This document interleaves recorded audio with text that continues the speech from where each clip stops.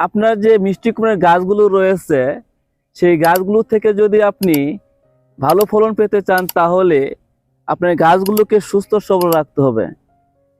কেননা মিষ্টি কুমড়া গাছে বেশ কিছু ক্ষতিকর রোগবালাই আক্রমণ করে থাকে।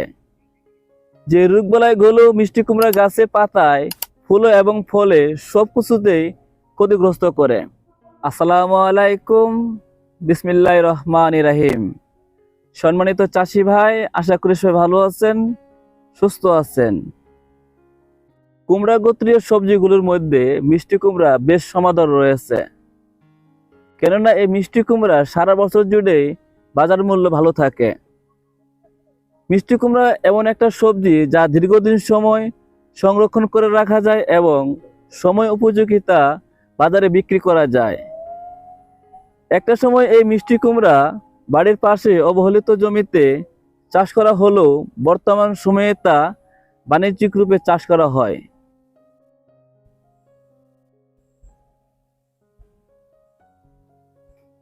আমি যে ক্ষেতটাতে দাঁড়িয়ে আছি, এই ক্ষেতের প্রত্যেকটা গাছে কিন্তু প্রচুর পরিমাণ মিষ্টি কুমড়া আসছে।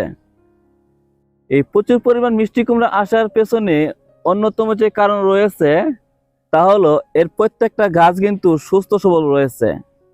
আপনার যে মিষ্টি কুমড়ার গাছগুলো রয়েছে সেই গাছগুলো থেকে যদি আপনি ভালো ফলন পেতে চান তাহলে আপনার গাছগুলোকে সুস্থ সবল রাখতে হবে। কেননা মিষ্টি কুমড়া গাছে বেশ কিছু ক্ষতিকর রোগবালাই আক্রমণ করে থাকে। যে রোগবালাইগুলো মিষ্টি কুমড়া গাছে পাতায়, ফুলে এবং ফলে সব কিছুতেই ক্ষতিগ্রস্ত করে, যার ফলে মিষ্টি কুমড়ার ফলন 50 থেকে 70% পর্যন্ত কম হয়ে থাকে।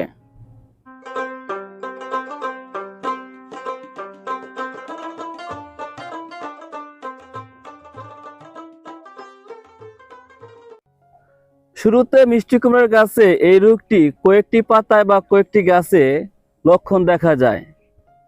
তবে সময়ের সাথে সাথে জমিতে থাকা অন্যান্য গাছেও এই রোগটি দ্রুত ছড়িয়ে পড়ে। আর এর অন্যতম বাহক হলো জমিতে সাদামাছি এবং জাপ পোকার উপস্থিতি। জমিতে যদি সাদামাছি এবং জাপ পোকার উপস্থিতি বেশি থাকে তাহলে দ্রুত সময়ের মধ্যে সুস্থ গাছগুলোতেও ছড়িয়ে যেতে পারে। মিষ্টি কুমড়ার গাছে যদি এই মোজাইক ভাইরাস রোগটি আক্রমণ করে তাহলে তা স্পষ্টত এর লক্ষণ চিহ্নিত করা যায় এবং এর লক্ষণ সহজে তা বোঝা যায়।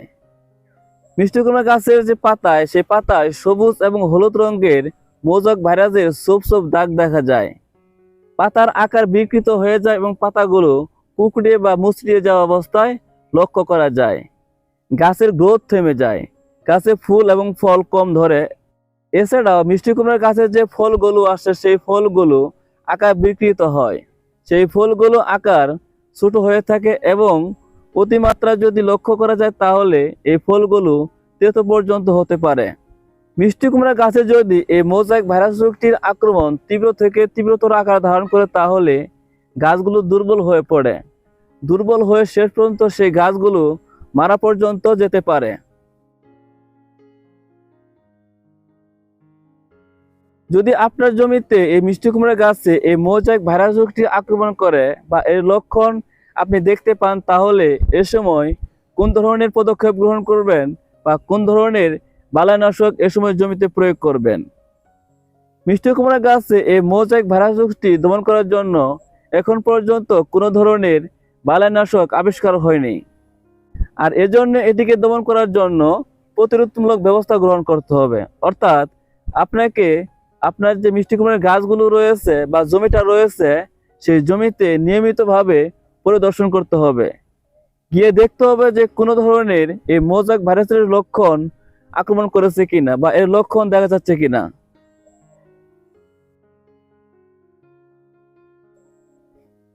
যদি দুই একটা গাছে এই মোজাইক ভাইরাস রোগের লক্ষণ দেখা যায় তাহলে যে গাছগুলোতে এই মোজাইক ভাইরাস রোগটি আক্রমণ করেছে বা যে পাতাতে এই মোজাইক ভাইরাস রোগটি আক্রমণ করেছে সেই পাতা বা সেই গাছটি সম্পূর্ণ তুলে ফেলতে হবে এবং অন্যত্রে পুঁতে রাখতে হবে। আর সবসময় চেষ্টা করতে হবে সেই গাছগুলো যেন পরিষ্কার আগাছা মুক্ত থাকে। জমিতে যদি আগাছা এবং অপরিষ্কার থাকে তাহলে এই মোজাইক ভাইরাস রোগটির আক্রমণ প্রবণতা বাড়তে পারে।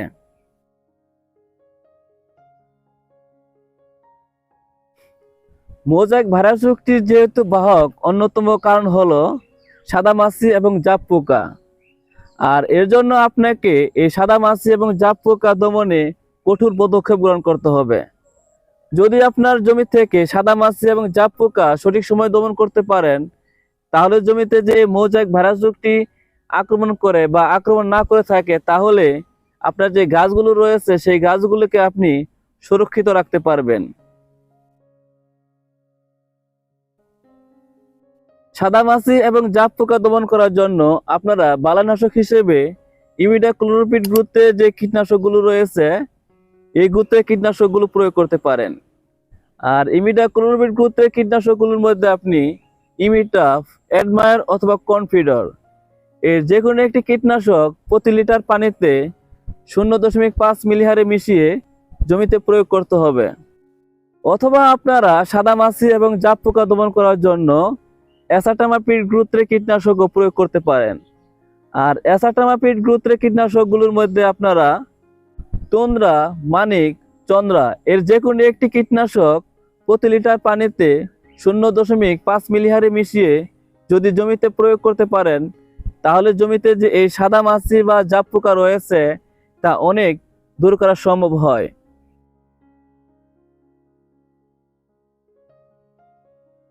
ফসলের ভালো ফলন পেতে হলে সেই গাছটিকে সুস্থ সবল রাখতে হবে, আর গাছটিকে সুস্থ সবল রাখতে হলে সেই গাছের রোগবালাই সম্পর্কে সঠিক ধারণা থাকতে হবে। আজ এ পর্যন্তই। অন্যদিন অন্য কোনো কৃষির আরও একটি সমস্যার সমাধান নিয়ে আপনাদের মাঝে কথা বলার চেষ্টা করব। সে পর্যন্ত সবাই ভালো থাকবেন, সুস্থ থাকবেন এই আশা ব্যক্ত রেখে আসসালামু আলাইকুম।